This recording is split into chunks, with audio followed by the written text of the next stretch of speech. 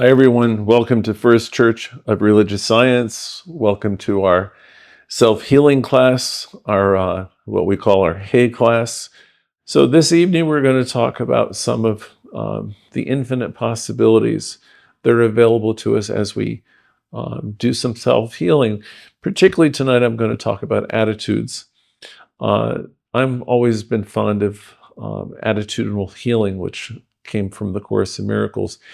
Attitudinal healing was put forth by the Jampoleskis, as I remember, and he was a doctor. It's a transformative approach to life that emphasizes the power of adopting a positive mentality. The positive approach, or Louise Hay would say, taking the affirmative approach, the positive approach. We do this so we can foster healing, peace, understanding, self-understanding, learning to love ourselves more. And as we do love ourselves, then we can extend that to others. It was originated by Gerald Jampolsky in California. And this concept finds roots in the principles of psychology, New Thought spirituality, and we can incorporate it. Much of what he was talking about, we already incorporate New Thought. Attitudinal healing is grounded in the belief that it's not so much the external events of our lives that affect us. Because we have a tendency to talk about everything that's going wrong in the world or in life. I remember a line from the Course in Miracles, which was, "In truth, there's nothing outside of me." And that ties into what Louise Hay was saying when she said we're all responsible for what our lives. What we're really responsible for is our thinking and our actions. Remember, our thought is powerful. So if I have a lot of stinking thinking going on, if I ruminate in negativity, then my life is going to really be a mess, because it will reflect what I believe and what I know. As you come into this teaching, we tell you, you are one with the one. You live and move and have your being in this creative field that Deepak Chopra spoke of, and it responds to you. So once you start to understand that, you think, oh my God, I have tremendous power available to me. And you do. So as you come here each week, we're going to tell you, you are one with the one. You have tremendous power available to you.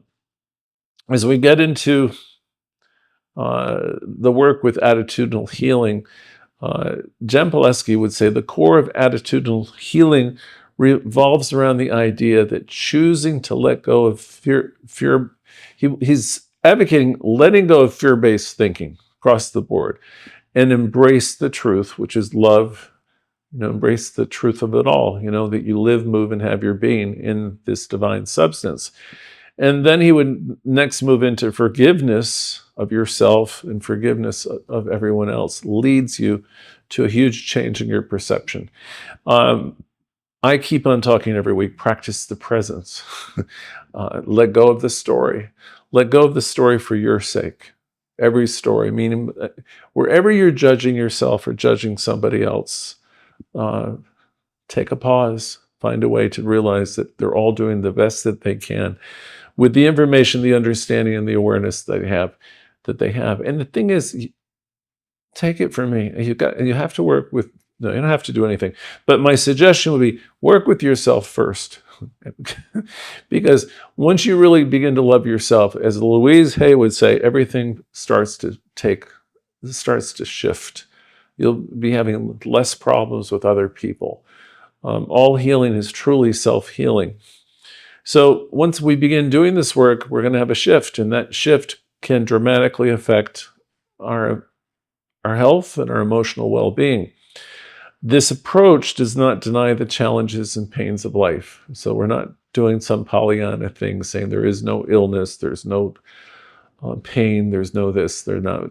We acknowledge that, we're human beings. We experience a lot of things that sometimes are very unpleasant.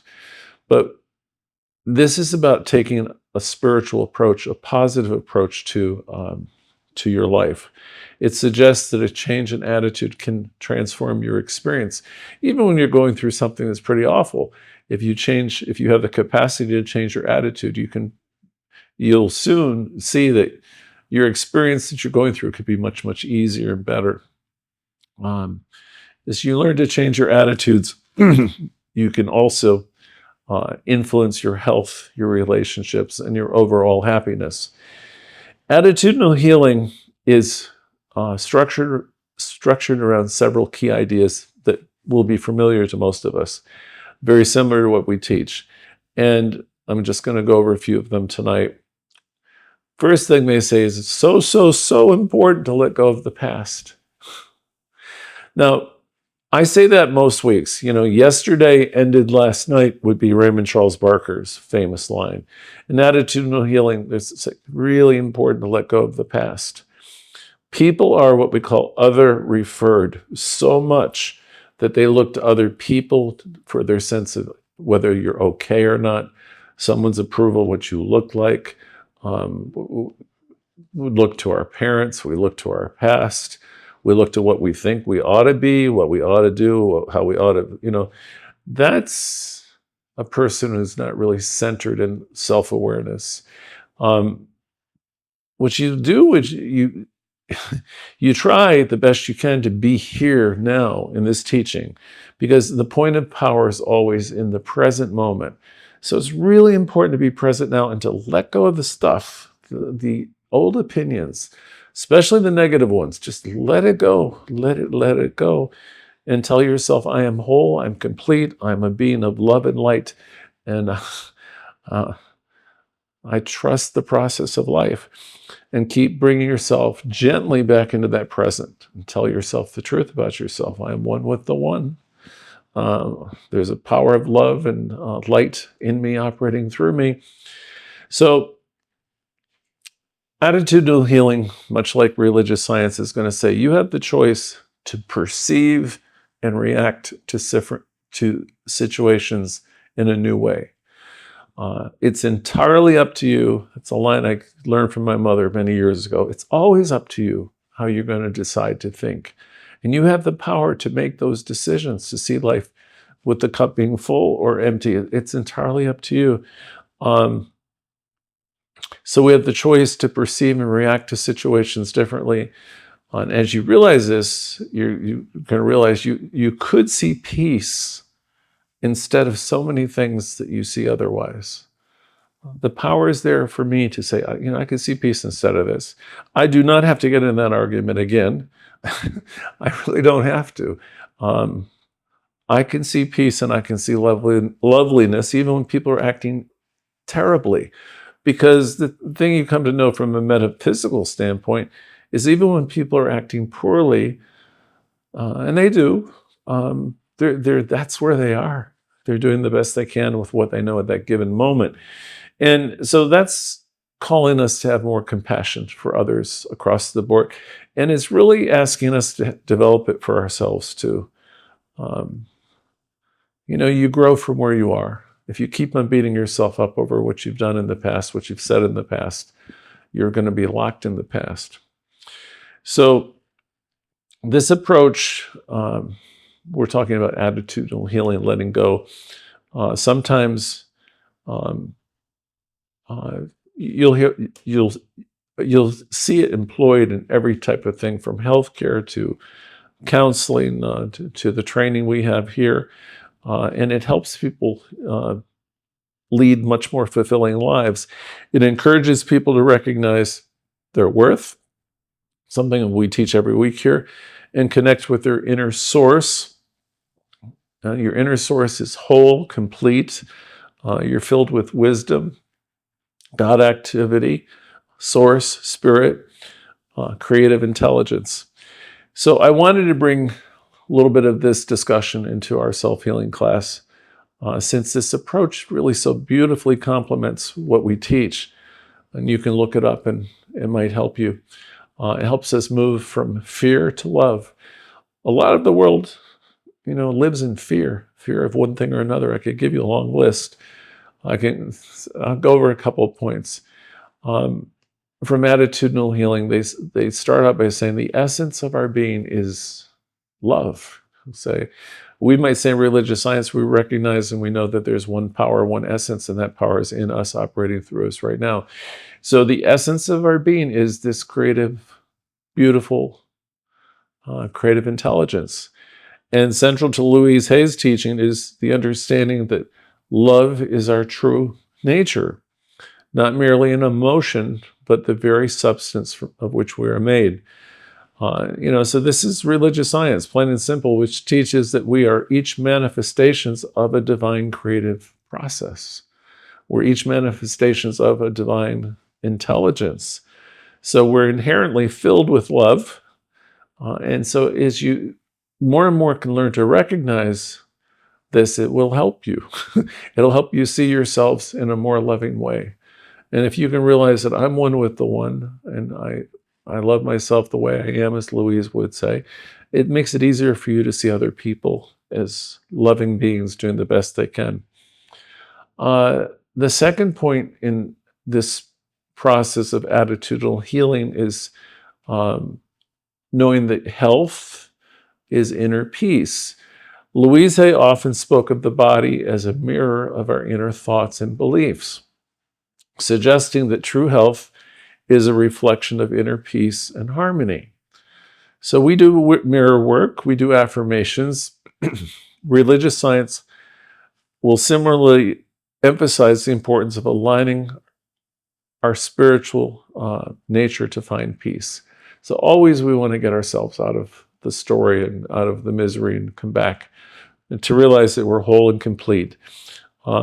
This peace is not merely the absence of conflict, but it's a state of harmony that radiates health in all aspects.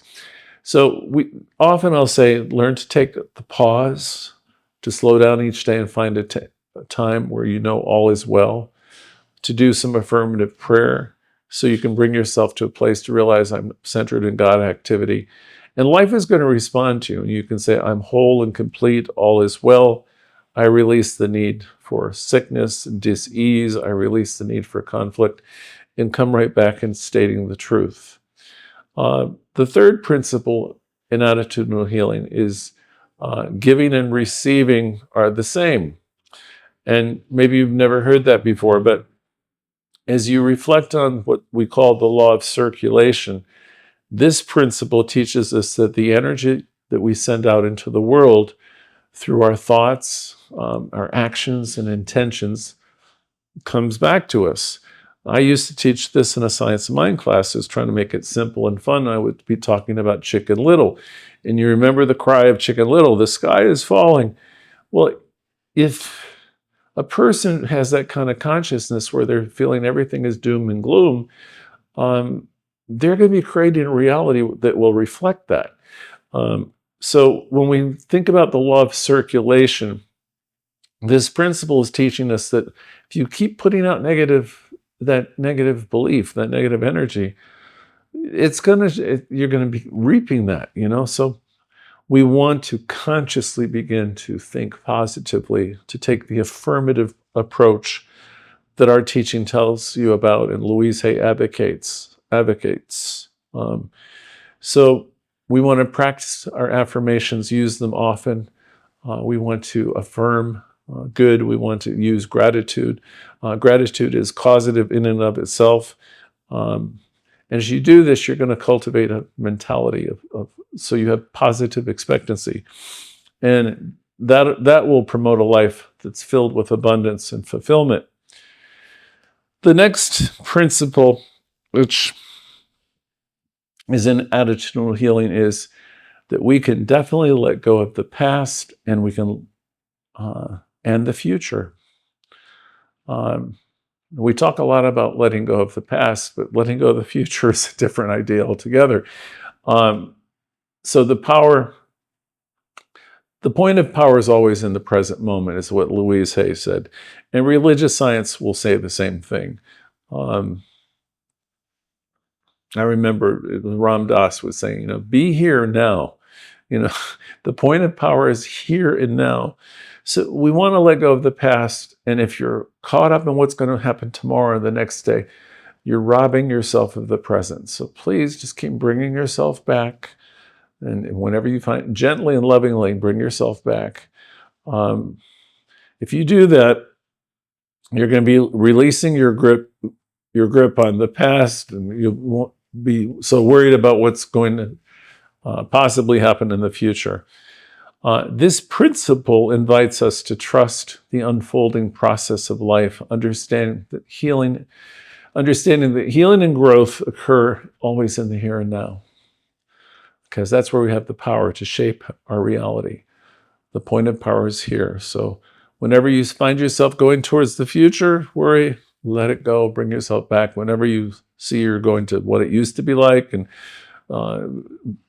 thinking about what's happened to you or what people have done to you, release the need for that. Tell yourself, I release the need for this.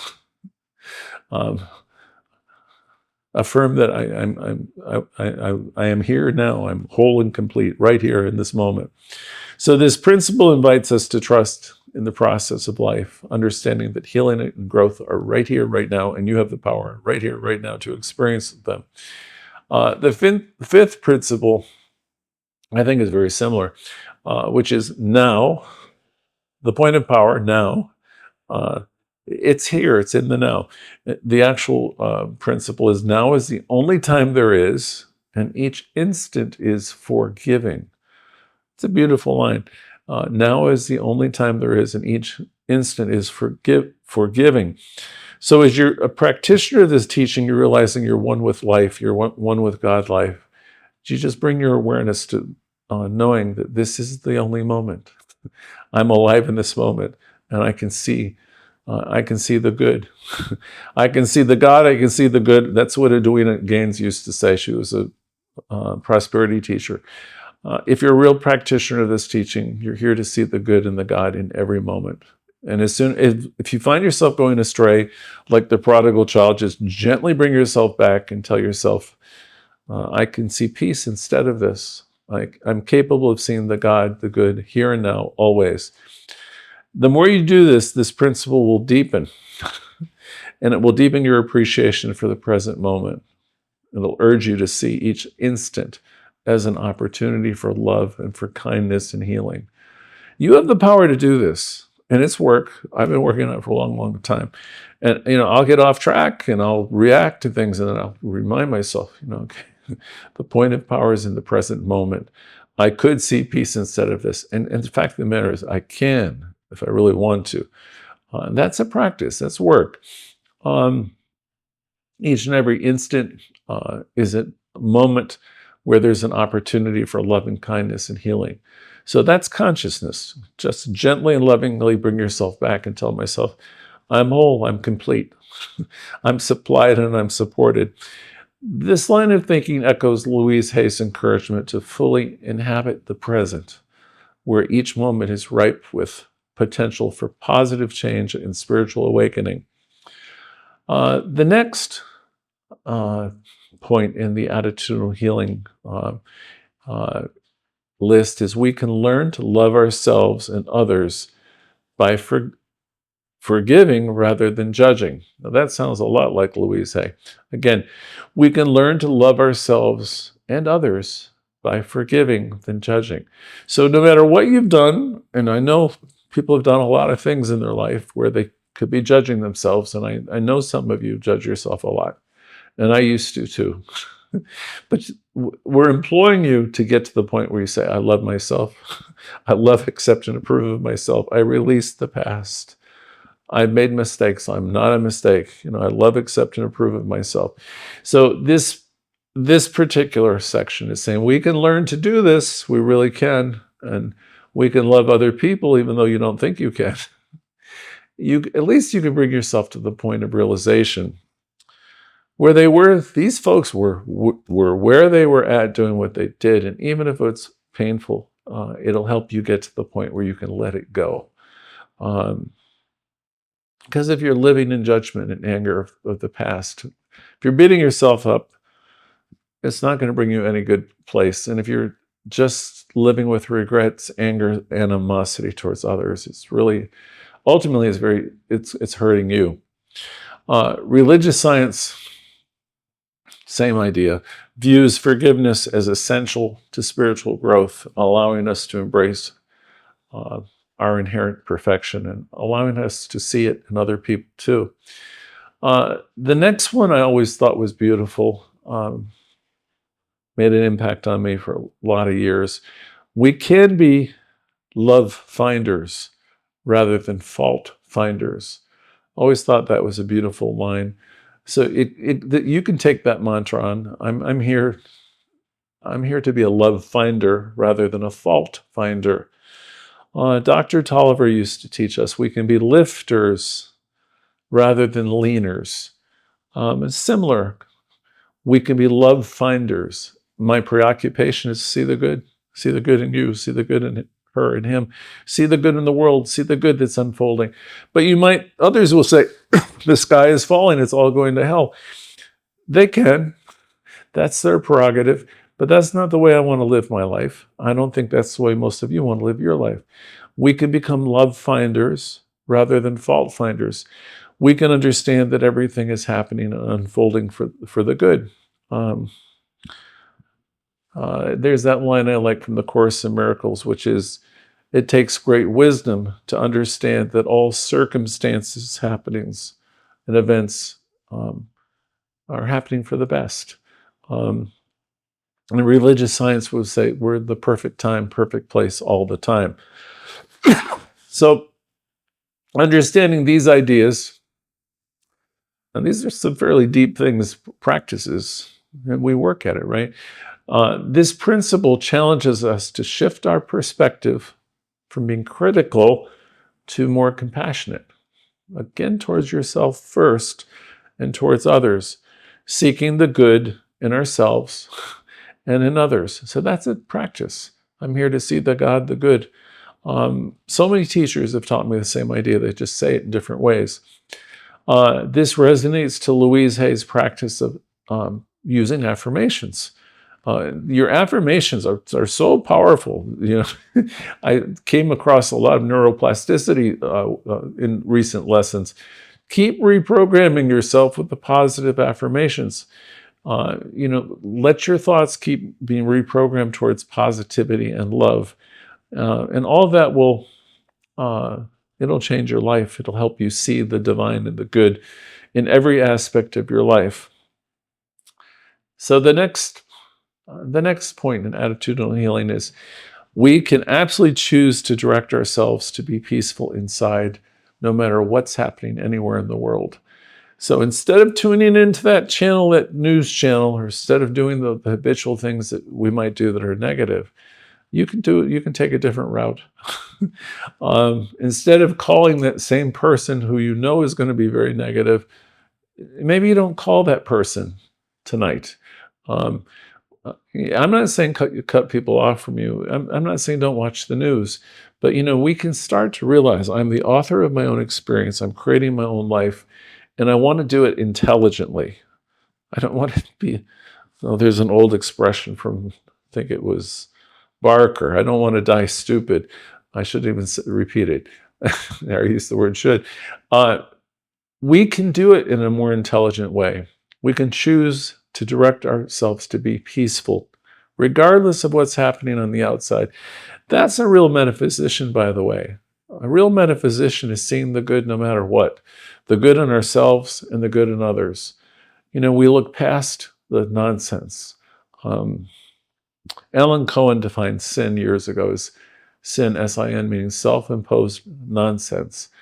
We have the ability to have spiritual understanding here, so we can look past our mistakes and we can see the wonder and beautiful human beings that we are. We have spiritual understanding here. We can see the beauty in people, even when they're not acting their best. So, again, with this attitudinal healing point, we can choose to direct ourselves to be peaceful inside, no matter what's happening with other people or what's happening outside. This principle invites us to cultivate inner peace through mindful thinking and spiritual practice. So take a pause, slow down, become more mindful. Because here's the thing to understand in metaphysics, and we teach it in religious science. that our inner world definitely shapes our outer experience. So, as within, so without. You've heard it before many times, many ways. The next point, we don't have too many more, is, okay, I'm teaching a class, but I'm always a student, first and foremost. And that would be true of Dr. Barker, Wade Adkisson, Louise Hay. We're all students. we're practitioners, meaning we don't have it down, we're practicing.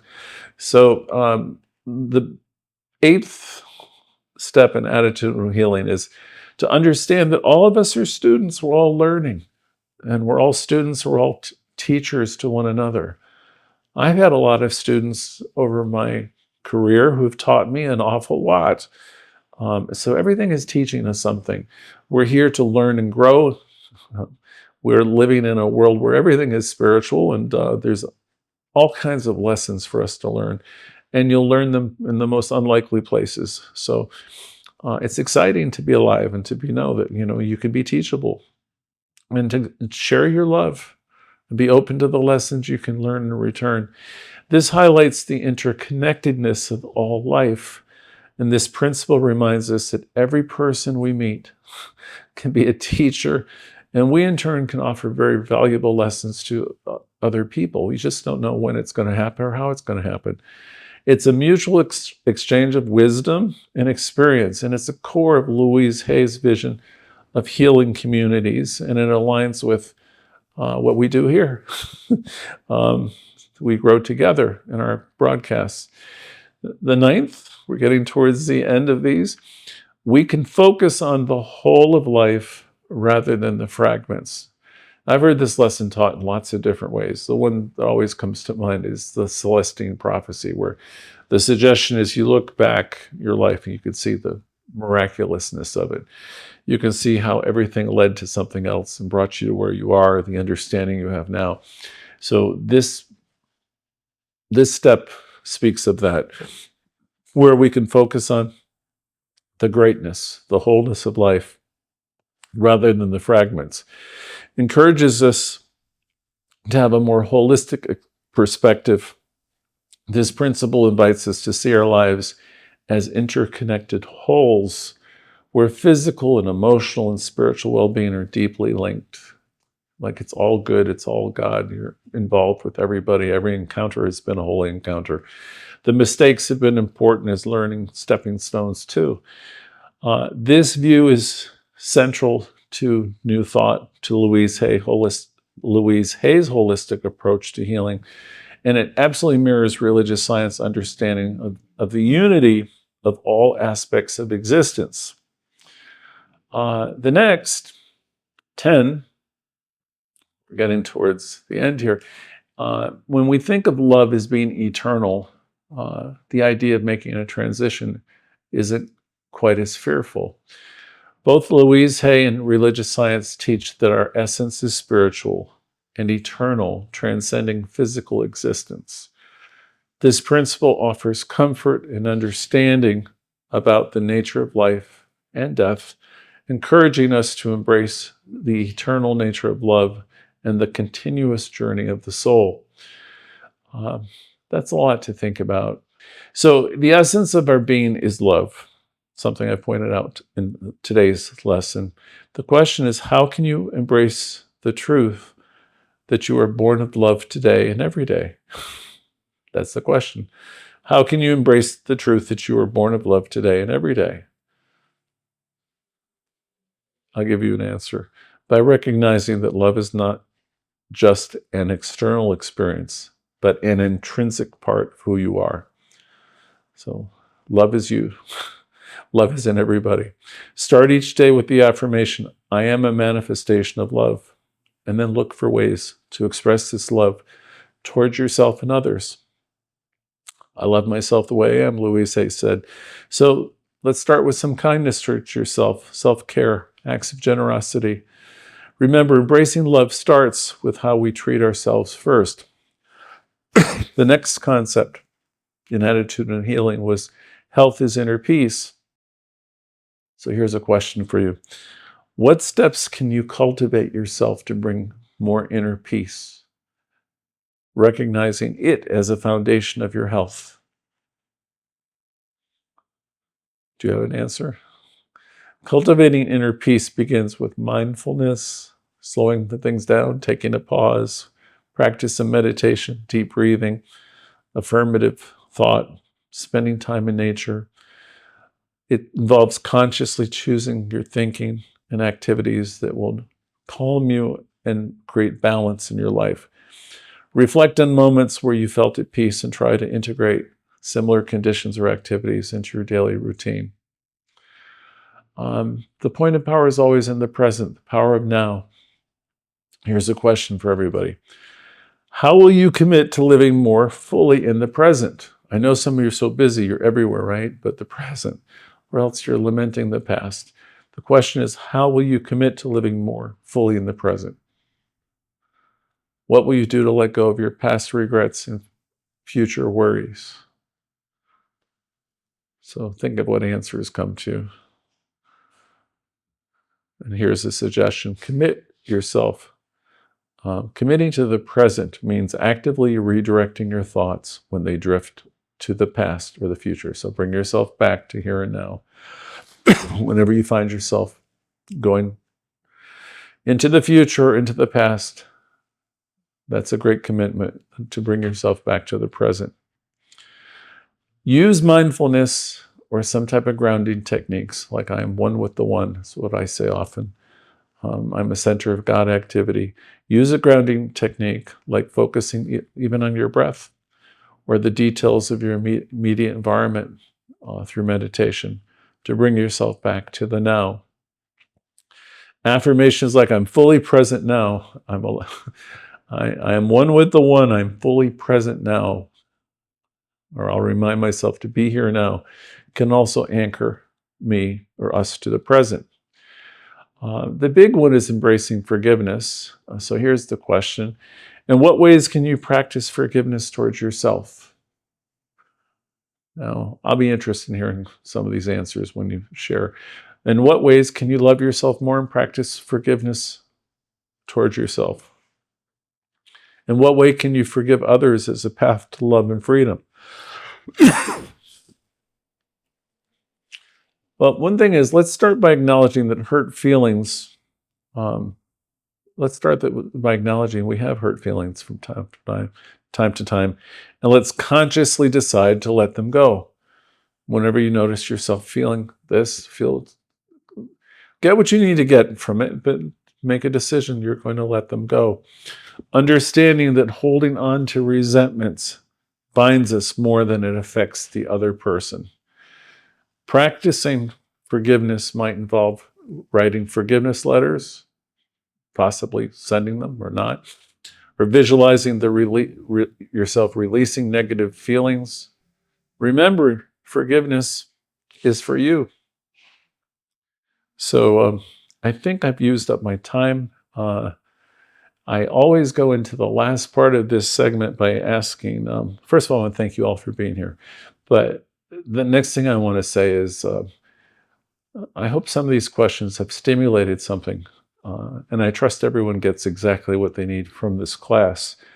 So we go into the next part of the gathering where people share. Please, if you're new, say you're new so we can welcome you. And let us know what it's been like being you this week, what you've been up to, meaning I've been creating this or I've been creating that, and what demonstrations you've had. A lot of you are having wonderful demonstrations that are helping everyone else just to hear about them. So I'm going to turn the call over to you. I'm, again, thrilled that you're all here. Thank you all so much.